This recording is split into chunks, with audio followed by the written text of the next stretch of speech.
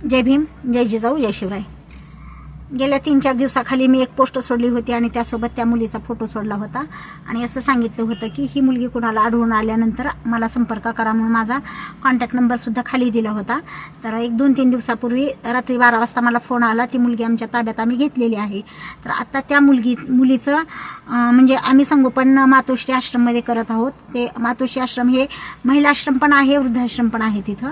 त्यामुळे त्या मुलीला सध्या आम्ही सांभाळत आहोत. तिच्या भावाचा संपर्क झालेला आहे, परंतु त्यानं बहिणीला सांभाळण्यासाठी नकार दिलेला आहे. त्याचा काही वैयक्तिक प्रॉब्लेम असेल बिचाऱ्याचा. तर ती मुलगी आता आमच्याकडेच राहील. ती मुलगी भोळसर वगैरे काही नाही, मी तसा पोस्टमध्ये उल्लेख केला होता. पण ती मुलगी समजदार आहे. तिचं 12वीपर्यंत शिक्षण झालेलं आहे आणि तिला 12वीला 60% मार्क आहेत. तिच्यासोबत थोडीशी दुर्घटना अशी घडली की तिचं लग्न झालं होतं आणि सासरच्या लोकांनी तिला घटस्फोट दिलेला आहे. तर या कारणाने ती थोडीशी अबोल झाली, कमी बोलते ती.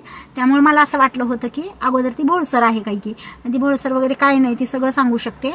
तिला जेव्हा मेडिकलसाठी मी हॉस्पिटलला घेऊन गेले होते, मी आणि अनुजाताई, तेव्हा तिने तिची स्वतःची तिथं माहिती तिने स्वतः लिहिलेली आहे तिथल्या रजिस्टरला. तिचं नाव, गाव, जन्मतारीख, शिक्षण किती झालं, जेवढी काही बेसिक माहिती लागते हॉस्पिटलला तेवढी तिने स्वतः भरलेली आहे. तर मुलगी समजदार आहे. धन्यवाद. जय हिंद, जय महाराष्ट्र.